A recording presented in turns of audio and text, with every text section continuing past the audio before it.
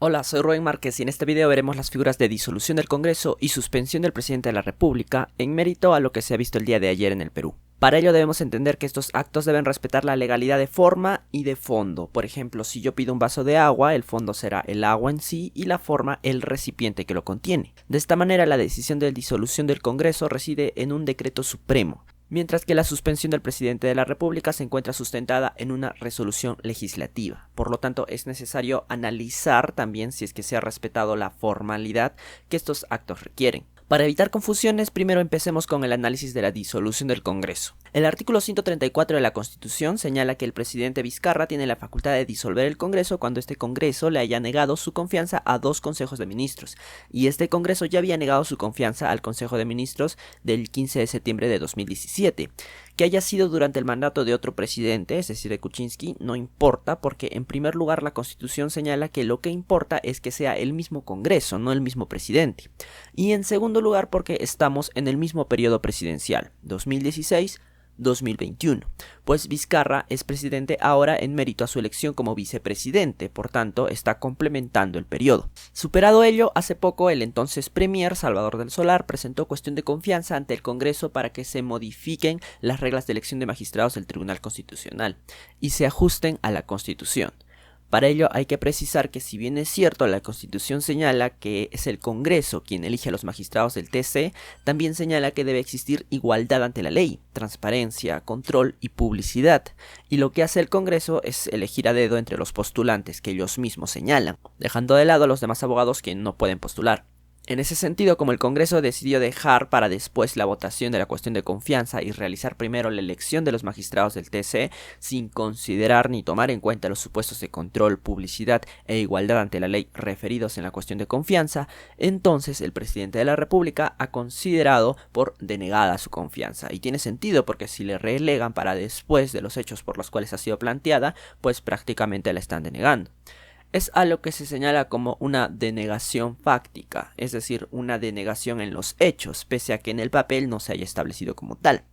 Si bien es cierto la Constitución no precisa expresamente que la denegación puede ser fáctica, se debe priorizar la realidad sobre la formalidad, y este es un principio que se está enraizando a varios campos del derecho, puesto que no tiene sentido que formalmente se haga una cosa cuando en la realidad de los hechos se haga algo completamente distinto. Además que es facultad del presidente de la República evaluar si es que la cuestión de confianza ha sido o no denegada, en mérito del artículo 134 de la Constitución. Por estos motivos, el presidente de la República anunció la disolución del Congreso. Por ello nos preguntamos, ¿desde cuándo se entiende que se ha disuelto el Congreso? ¿Desde que el presidente lo anuncia? No. La Constitución dispone que la disolución se tiene que hacer mediante decreto. Es la formalidad que debe revestir el acto, y el decreto de mayor jerarquía que ordinaria y autónomamente emite el Poder Ejecutivo es el Decreto Supremo. Y al respecto, la Ley Orgánica del Poder Ejecutivo establece que el Decreto Supremo adquiere vigencia al día siguiente de su publicación. Por lo tal, el Decreto Supremo por el que se disolvió el Congreso ayer no tenía vigencia. Este decreto se publicó ayer en una edición extraordinaria en el Diario Oficial Peruano. Por tal motivo queda rechazado el argumento que pululaba ayer de «pero el Congreso ya está disuelto, que se vayan». El Congreso recién se ha disuelto con la entrada en vigencia del decreto, es decir, desde hoy.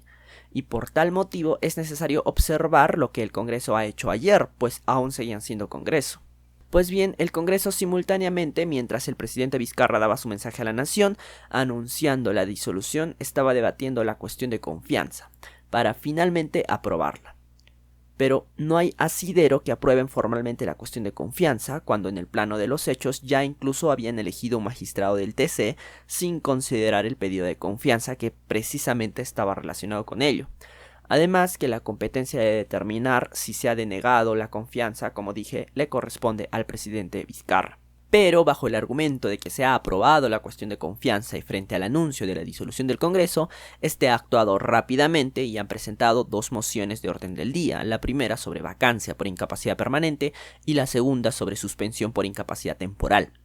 La de vacancia no se ha tomado en cuenta, pero la suspensión ha sido debatida y finalmente se votó a favor, declarándose mediante resolución legislativa que Martín Vizcarra tiene incapacidad moral temporal y por tanto se suspende su mandato por el periodo de un año. Al respecto, el procedimiento de aprobación de una resolución legislativa, según el propio reglamento del Congreso, es el siguiente. Debe haber una proposición de resolución legislativa.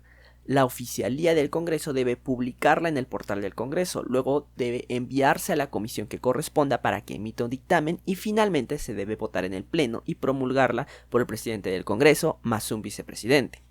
¿Se hizo este procedimiento? No. Esta resolución legislativa no nació con una proposición de resolución legislativa, sino con una moción de orden del día. Por tanto, no hubo ninguna proposición publicada, ni tampoco se envió a ninguna comisión del Congreso, por lo que no hubo previo dictamen, teniendo en consideración que el reglamento dispone que no se puede debatir ninguna proposición que no tenga dictamen de comisión.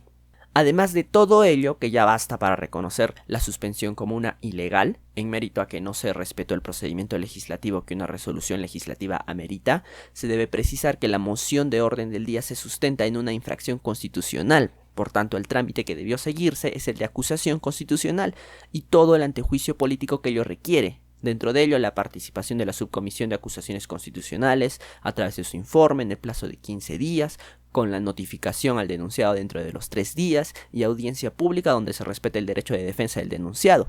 Entiendo que no han hecho todo esto porque no tenían tiempo para ello, lo que ha ocasionado que recurran a la emisión de una resolución legislativa, pero sin respetar el procedimiento que su validez requiere. Finalmente, el Congreso emitió otra resolución en la que declaran inaplicable el decreto supremo que disuelve el Congreso, pero esta resolución no tiene denominación típica, es decir, no se sabe qué tipo de resolución es, no es una resolución legislativa, solo se denomina resolución 001, por lo que no tiene validez de plano. Las autoridades no pueden inventarse tipos de normas, solo pueden emitir aquellas que están determinadas por la ley. Así que, de acuerdo a la Constitución y al reglamento del Congreso, Martín Vizcarra debería seguir siendo presidente de la República, y los únicos parlamentarios que siguen son los miembros de la Comisión Permanente, que es indisoluble. Las elecciones para el próximo periodo parlamentario serían el 26 de enero de 2020, y hasta entonces estamos en un interregno parlamentario. Es decir, no hay Congreso, quien legisla es el Poder Ejecutivo mediante decretos de urgencia.